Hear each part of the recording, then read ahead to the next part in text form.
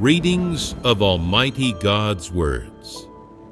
The responsibilities of leaders and workers. The responsibilities of leaders and workers. 16. Item 12. Promptly and accurately identify the various people, events, and things that disrupt and disturb God's work and the normal order of the church. Stop and restrict them, and turn things around. Additionally, fellowship the truth, so that God's chosen people develop discernment through such things and learn from them. Part 4. The various people, events, and things that disrupt and disturb church life. 8. Spreading notions. A.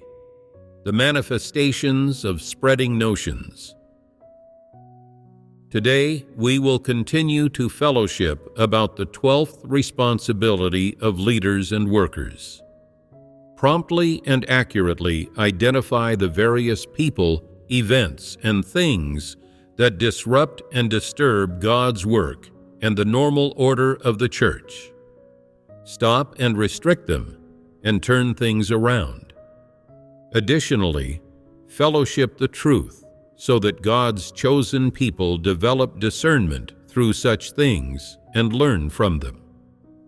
As for the various issues of disruptions and disturbances that arise in church life, we listed 11. Last time, we fellowshipped about the 7th issue, engaging in mutual attacks and verbal spats. Today, we will fellowship about the 8th issue, spreading notions. The spreading of notions also happens frequently in church life. Some people who do not accept the truth at all believe in God based on their notions and imaginings, and they often spread some notions to disturb church life. The church must restrict this behavior and resolve it through fellowshipping the truth in church life. From a literal perspective, anyone can see that spreading notions is not proper behavior, that it is not a positive thing, but a negative thing. Therefore, it should be stopped and restricted in church life. No matter what kind of people spread notions, regardless of their motives, whether they are spreading notions intentionally or unintentionally, as long as they spread notions, it will disrupt and disturb church life, causing detrimental impacts. Therefore, this matter must be restricted 100%. From any perspective, spreading notions cannot possibly play a positive affirmative role in people's pursuit of the truth, pursuit of knowing God, or their entering into the truth reality. It can only have the effect of disturbing and damaging these things. So, when someone spreads notions in church life, everyone, church leaders and brothers and sisters alike, should discern this matter and promptly step up to stop and restrict that person, rather than blindly indulge them in spreading notions to mislead and disturb others. Let's first fellowship about what kind of words constitute spreading notions. With this discernment, people can accurately define what spreading notions is and can also accurately stop and restrict it, instead of ignoring it and treating it with indifference. 1. Spreading notions about God. Notions which get spread are targeted. First, we need to see who they are aimed at and what notions are being spread. Understanding these will help you know which statements said by people and which viewpoints spread by people constitute notions. Knowing which words are people's notions and which actions constitute spreading notions will enable people to restrict the spreading of notions more accurately and with greater relevance. First and foremost, the most serious spreading of notions involves people's ideas and misunderstandings about God. This is a major category. Spreading non-factual viewpoints and statements about God's identity, God's essence, God's disposition, God's words, God's work, and God's existence all constitutes spreading notions. This is a general statement. Specifically, what kind of statements constitute spreading notions? Spreading misunderstandings about God, judgments and condemnations of God, and even blasphemies against God is all spreading notions. Simply put, spreading understandings of God that do not conform to reality and statements and misinterpretations that do not conform to God's identity and essence all constitutes spreading notions. For example, in church life, some people often talk about God's identity and God's essence. They do not have a true understanding of God's identity and essence. They often doubt and misunderstand God in their hearts, being unable to submit to the living environment and the environment for doing their duties that God arranges for them, among other things. Then they spread their misunderstandings about God and their ideas about not understanding God. In short, these ideas are not about accepting and submitting to God's sovereignty and arrangements from the perspective of a created human, but are instead filled with personal prejudices, misunderstandings, and even judgments and condemnations. After hearing these, other people develop misunderstandings about God and guardedness against Him, thereby losing their true faith in God, let alone having genuine submission.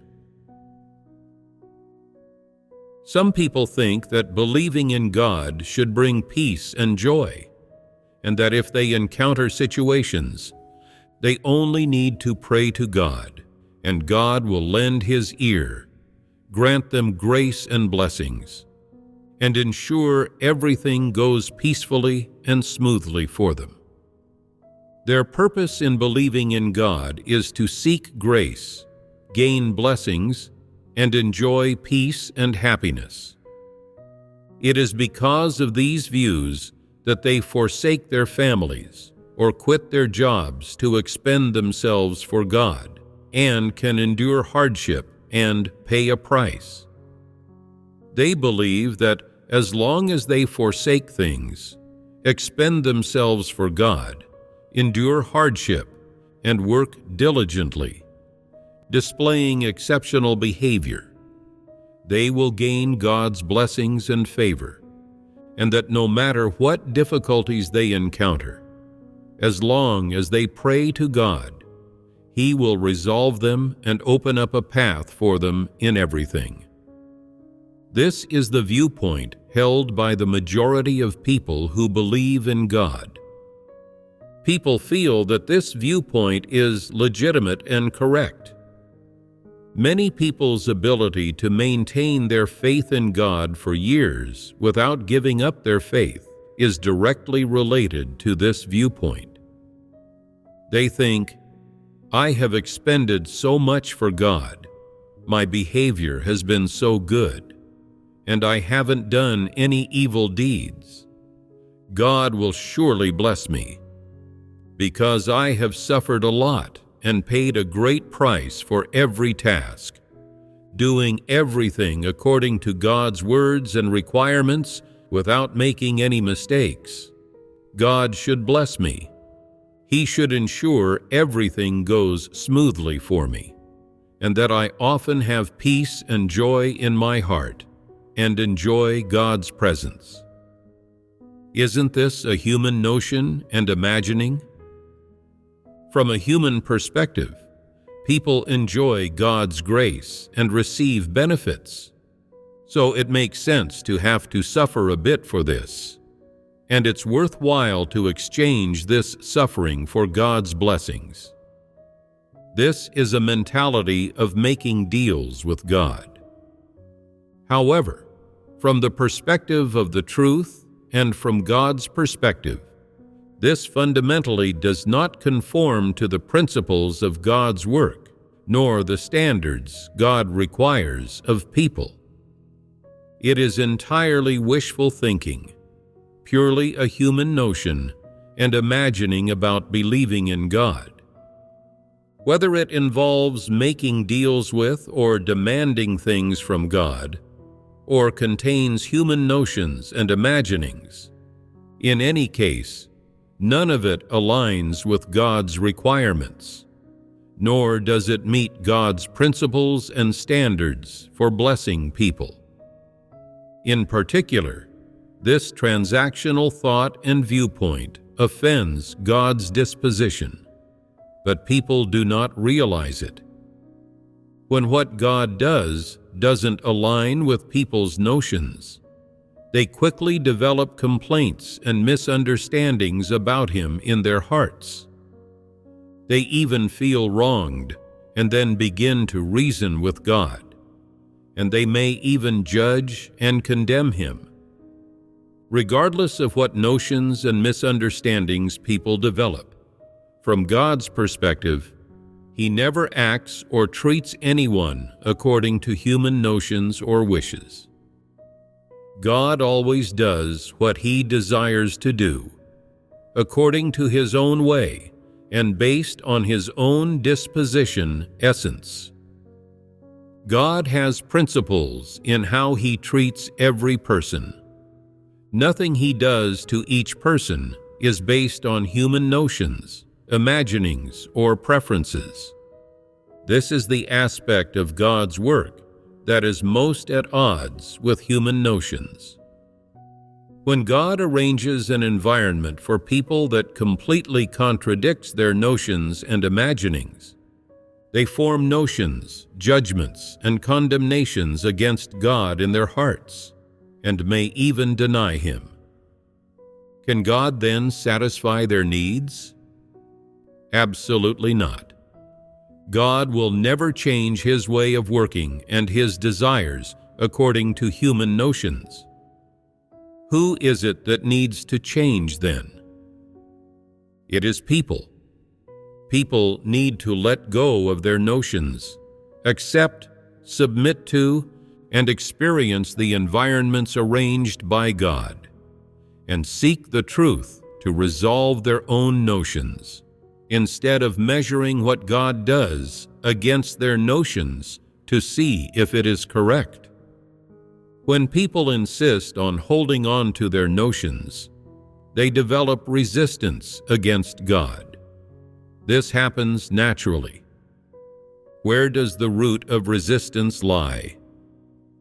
It lies in the fact that what people usually possess in their hearts are without a doubt their notions and imaginings, and not the truth. Therefore, when faced with God's work not aligning with human notions, people can defy God and make judgments against Him. This proves that people fundamentally lack a heart of submission to God. Their corrupt disposition is far from being cleansed, and they essentially live according to their corrupt disposition. They are still incredibly far from attaining salvation. When people develop notions about God and resistance toward Him in their hearts, those with some conscience will reluctantly accept what God does and try to integrate into the environment God has arranged and accept His sovereignty over people. How many notions people can let go of and to what extent depends partly on their caliber and partly on whether they accept the truth and are people who love the truth. Some people actively face the environments God arranges by reading God's words, seeking and fellowshipping, and pondering. They gradually gain some understanding of God's sovereignty over everything and thereby increase their submission and faith. However, some people, regardless of the environment they encounter, do not seek the truth. Instead, they evaluate all the environments God orchestrates based on their notions, imaginings, and whether or not it benefits them. Their considerations always revolve around their own interests. They always care about how great a benefit they can gain, how much their interests can be satisfied in terms of material things, money, and fleshly enjoyment. And they always make decisions and treat everything God arranges based on these factors. And ultimately, after racking their brains, they choose not to submit to the environment arranged by God, but to escape and avoid it. Because of their resistance, rejection, and avoidance, they distance themselves from God's words, miss out on life experience, and suffer losses, bringing pain and torment to their hearts. The more they oppose such environments, the more and greater the suffering they endure. When such a situation arises, the little faith that they have in God is ultimately crushed. At this moment, the notions that dominate their hearts all surge up at once.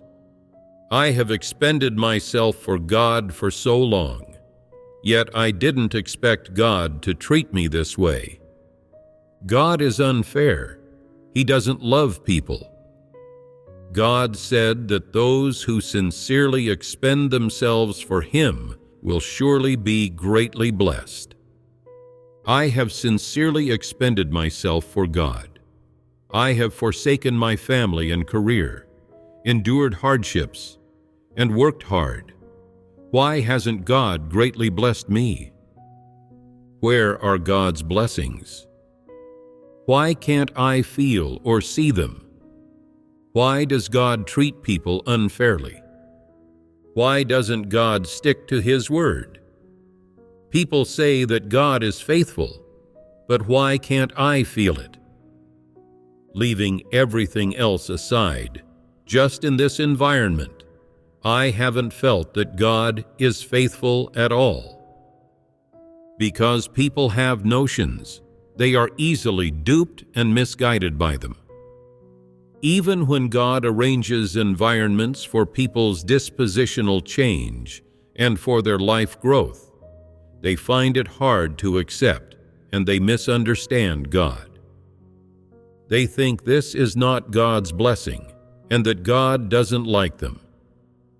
They believe that they have sincerely expended themselves for God, but God has not fulfilled His promises.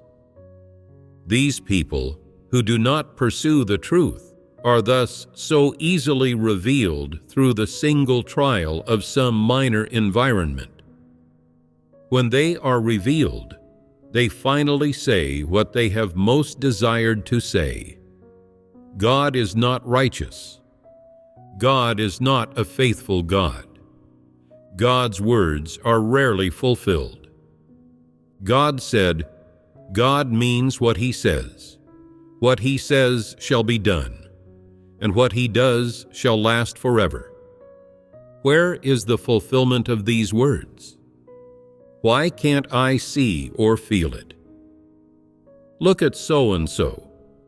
Since believing in God, she hasn't forsaken or expended herself for God as much as I have, nor has she offered as much as I have. But her children got into prestigious universities. Her husband got promoted.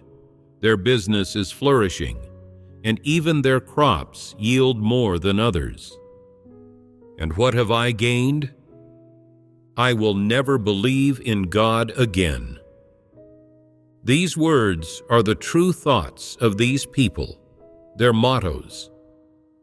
They are filled with these notions, filled with these absurd thoughts and viewpoints, and filled with considerations of benefits and transactions. This is how they understand and perceive God's work and His earnest intentions. This is how they treat these things.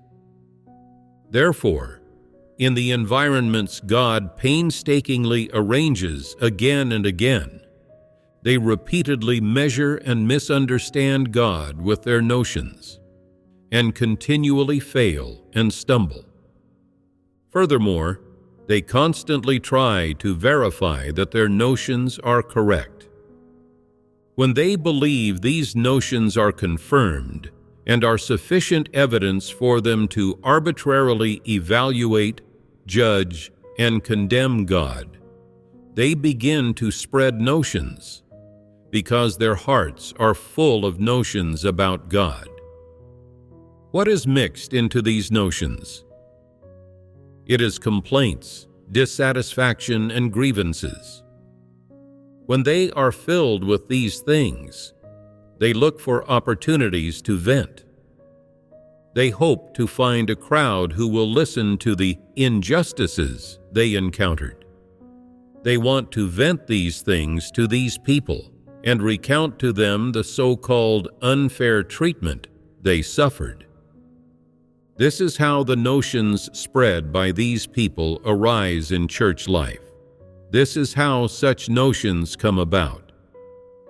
These people's hearts are filled with grievances, defiance, and dissatisfaction, as well as misunderstandings and complaints about God, and even judgments and condemnations of God, which ultimately leads to their hearts being filled with blasphemy. They fear they won't gain blessings and thus are unwilling to leave, so they spread their misunderstandings of God and their dissatisfaction with Him among people. And even more so, they spread their judgments and condemnations of God and their blasphemies toward Him. What do they blaspheme?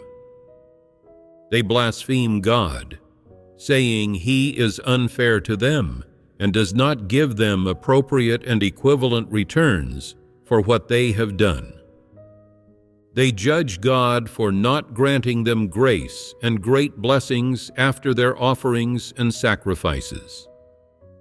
They have not received from God those fleshly needs, material things, money, and so on, which they hoped to receive, thus filling their hearts with complaints and grievances.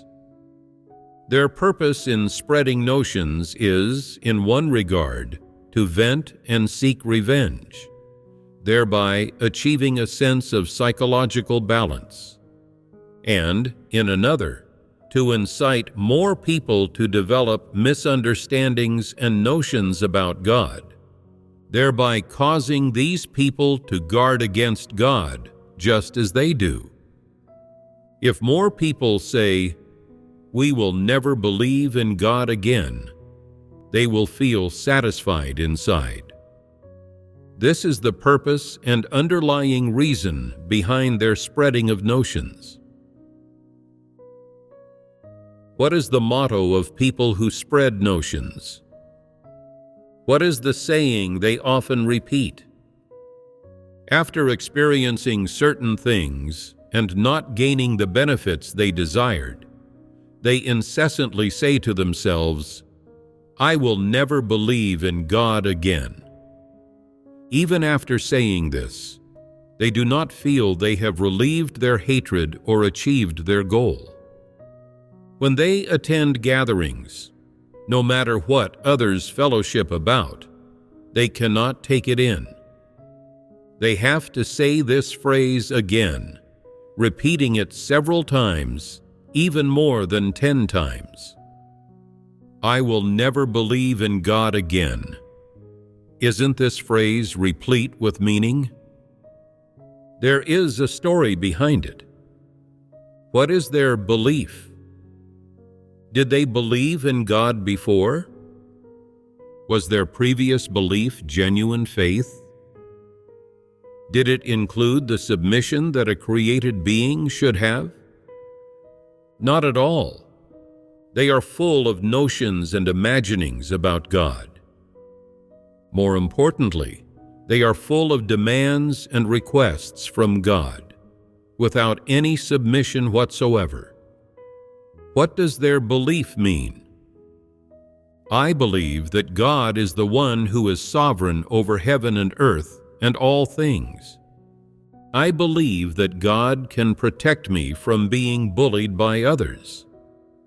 I believe that God can let me enjoy fleshly comfort, live a good, prosperous life, and make everything go peacefully and pleasantly for me. I believe that God can let me enter the kingdom of heaven and receive great blessings, gain 100-fold in this life, and eternal life in the world to come. Is this belief? There is not a trace of submission in these beliefs, and not one of them conforms to God's requirements for people. These beliefs purely stem from the perspective of personal gain. God expresses the truth and works on people. When has God ever said that He'll enable people to live a happy life, to live above others, or to be prosperous and successful with limitless prospects? Never. So why do they consider their own belief to be so precious? They even say they will never believe in God again. Is their belief worth anything? Does God accept it? They have no trace of the truth reality, no trace of submission to God, only wanting to gain blessings, benefits, and advantages from God, and they call this believing in God. Isn't this blasphemy against God? People of this kind are filled with notions and occupied by the intent of gaining blessings. They do not experience God's work at all, and do not practice God's words. The goal and motive of everything they do is entirely for the benefit of their own flesh. They feel good about themselves and consider their so-called faith in God to be especially precious. If their faith in God is so precious and noble, then why, when God arranges some minor environment for them, can they not understand the truth from it or stand firm in their testimony? What is going on here? When God tests their faith, what do they give back to God? Is it possible that the misunderstandings, complaints, and resistance they give back to God are what He wants? Are these in line with the truth? Clearly they are not. Therefore, the fact that these people can openly spread notions in the church proves one thing. They do not know God, and even more so, do not believe that God is sovereign over everything. The God they believe in simply does not exist. When these people openly spread notions to mislead and draw more people to join them in defying, condemning, and blaspheming God, they are unconsciously publicly announcing that they are no longer followers of God, no longer believers, and no longer created beings under the Creator's dominion. The notions they spread are not simple ideas or statements. Rather, they spread notions because they've built an unbreachable barrier between them and God, because they've made up their minds that using human notions and imaginings to treat God, handle their relationship with God, and treat God's words and God's work is correct and is the way they should practice. When such people openly spread notions in church life, should they be restricted? Or, in light of their small stature and shallow foundation, should they be given freedom to express their views and enough time and space to repent? What is the appropriate course of action? Stopping and restricting them is appropriate. Why is stopping and restricting them appropriate? Some people say, if you restrict them and don't let them speak freely, and they stop believing and stop attending gatherings, wouldn't that be harming them? That would be such a pity. Wouldn't God rather save all people than have a single person suffer perdition? Even a single lost sheep must be retrieved. After all the effort to retrieve a lost sheep, could He still allow it to be lost again? Are these words correct? No, Why are they not correct? because such people do not genuinely believe in God.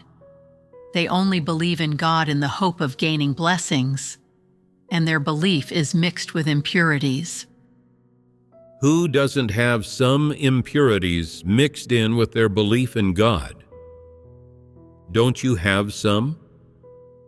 Is this a valid reason? Consider the statement from such people, I will never believe in God again. What kind of words are these? Is there any difference between this and the blasphemy of non-believers, devils, and Satan? What is the implication of this statement? I no longer have faith in God. In the past, I wholeheartedly believed in and followed God, but God didn't bless me. Instead, He arranged environments like that to make things difficult for me and cause me to stumble. What God says doesn't match what He does at all, so I no longer dare to believe in God. I was so foolish before. I forsook, expended myself, and endured so much hardship for God, but saw no protection from God when I was arrested and persecuted by the great red dragon. My family's business also didn't do as well as others. I didn't make as much money as others, and my parents remained sick. I gained nothing from believing in God for so many years. Didn't God say He would greatly bless people? What blessings did I receive from God? God's words haven't come true at all, so I will never believe in God again. The statement, I will never believe in God again, contains so much. It is filled with complaints, dissatisfaction, and misunderstandings toward God. In short, after they endured hardship and expended themselves with a mindset of wishful thinking, God did not grant them blessings according to their demands, nor did God remunerate or reward them according to their notions and imaginings. So they became dissatisfied and filled with resentment toward God. And it was under such circumstances that they said this sentence. This sentence did not come out of nowhere. By the time they said it, they had already displayed many behaviors and manifestations and had been revealed. What is the problem with such people's relationship with God? What is the biggest issue in their relationship with God? It is that they never regarded themselves as a created being and never regarded God as the Creator to worship in the first place. From the beginning of their belief in God, they treated God as a money tree, a treasure trove. They regarded Him as a bodhisattva to deliver them from suffering and disaster, and regarded themselves as a follower of this bodhisattva, this idol.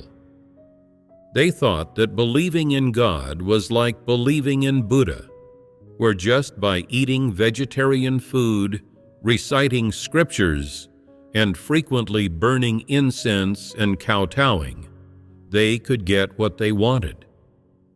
Thus, all the stories that developed after they believed in God happened within the realm of their notions and imaginings. They displayed none of the manifestations of a created being accepting the truth from the Creator, nor did they display any of the submission that a created being should have toward the Creator. There was only continuous demanding, continuous calculating, and incessant requesting. This all ultimately led to the breakdown of their relationship with God. This kind of relationship is transactional and can never stand firm. It is only a matter of time before such people are revealed. Even if they participate in church life, don't spread notions, and occasionally fellowship about how God has led them, how God has blessed them, what they have enjoyed, and so on. Most of what they talk about involves the grace, enjoyment, and fleshly benefits they received from God. These discussions are completely unrelated to the truth and to submitting to God, and they totally lack any truth reality. When circumstances are favorable, they display faith in God and love toward Him, and forbearance and patience toward other people, all to achieve one goal: to gain all of God's blessings. When God takes away the grace, benefits, and material advantages they enjoyed, their notions are revealed. These people, driven by self-interest and prioritizing personal gain, fly into a rage once they do not receive what they desire. They begin to spread notions to vent their dissatisfaction with God, while also trying to draw in more people to sympathize with them and accept their notions about God. Should such people be stopped and restricted? The topics, thoughts, and viewpoints they fellowship do not reflect a pure comprehension of the truth, nor do they help people submit to God and have genuine faith in Him. Instead, they lead people away from God, cause misunderstandings, guardedness, and even rejection of God, and cause those who listen to the notions these people spread to silently warn themselves, "I will never believe in God again, just like them." This is the disturbance that the notions spread by such people cause to others. 2. Spreading notions about God's words and work. These people who spread notions use their own notions to measure God's words, to measure God's work, and also to measure God's essence and God's disposition. They believe in God within their notions, view God within their notions, and observe and scrutinize every word God says, every item of work God does, and every environment God arranges within their notions. When what God does aligns with their notions, they loudly praise God, saying that God is righteous, God is faithful, and God is holy. When what God does not align with their notions, and their interests suffer severe losses, and they endure great pain, they come out to deny the words that God speaks and the work that He does. They even spread notions to incite more people to misunderstand and guard against God, saying, "Do not believe God's words so easily, and do not practice God's words easily either. Otherwise, if you're taken advantage of and suffer losses, no one will take accountability for it," and so on. For instance, God says, "To those who sincerely expend for me, I shall surely bless you greatly." Are these words not the truth? These words are 100% the truth. They contain no impetuousness or deception. They are not lies or grand-sounding ideas. Much less are they some kind of spiritual theory. They are the truth. What is the essence of these words of truth? It is that you must be sincere when you expend yourself for God. What does sincere mean? Willing and without impurities, not motivated by money or fame, and certainly not for your own intentions, desires, and goals.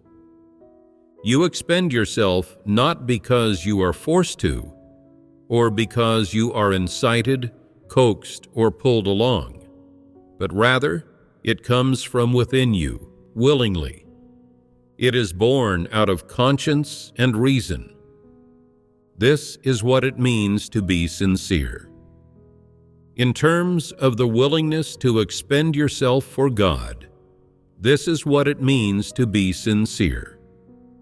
Then how does being sincere manifest itself in practical terms when you expend yourself for God?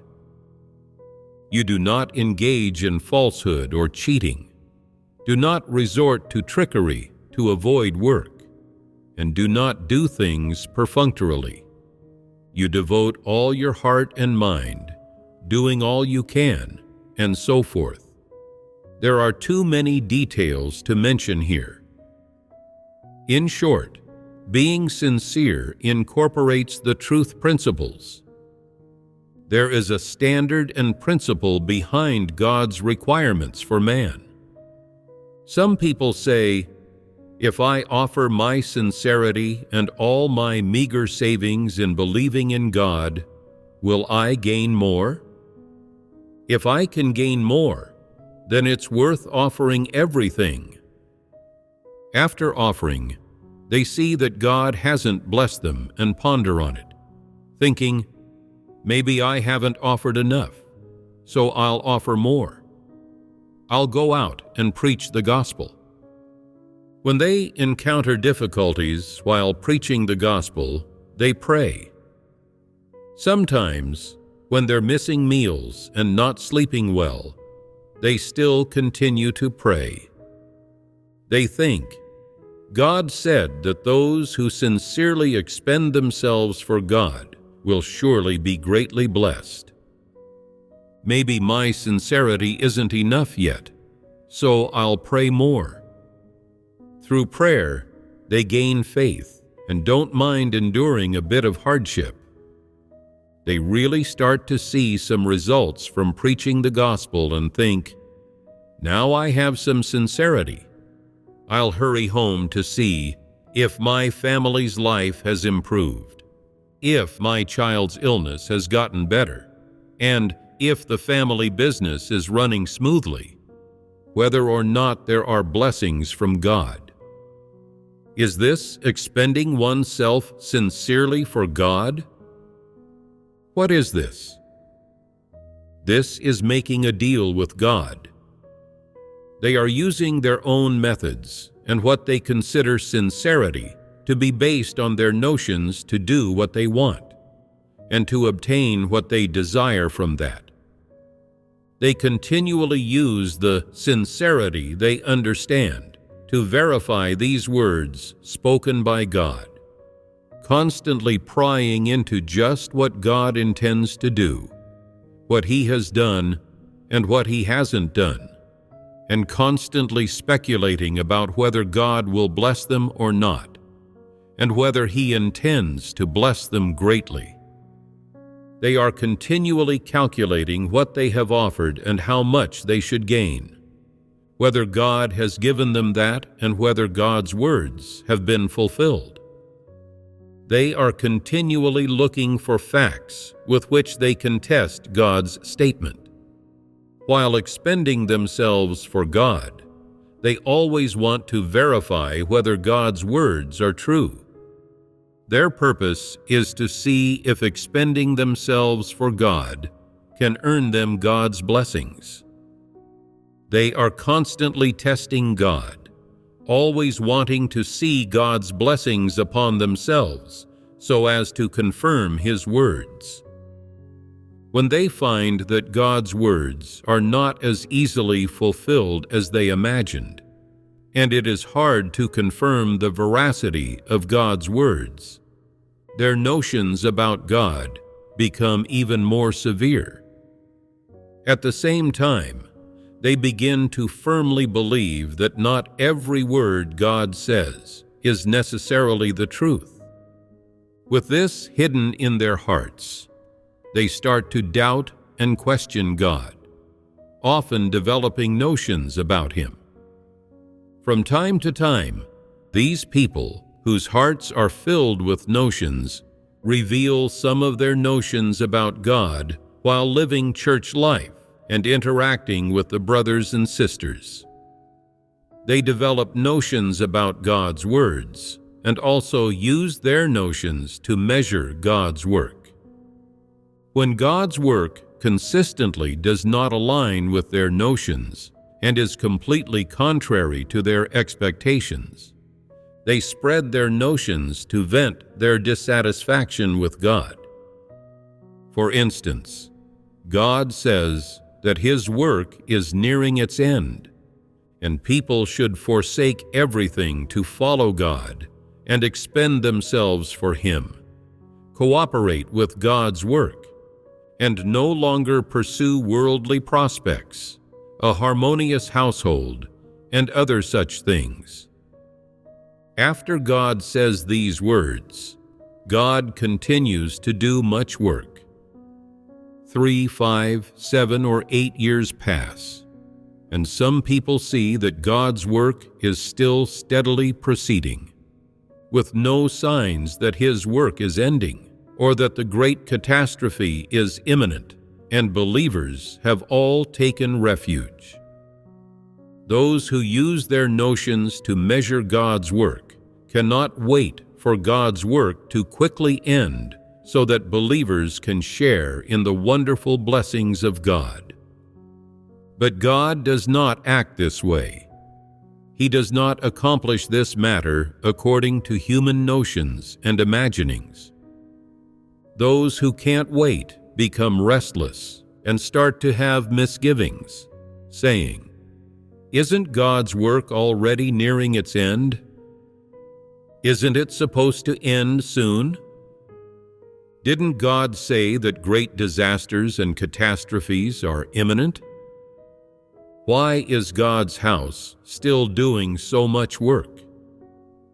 When exactly will God's work end? When will it be over?" These people are not the slightest bit interested in the truth or in God's requirements. They have no interest in practicing the truth, submitting to God, or escaping Satan's influence to achieve salvation.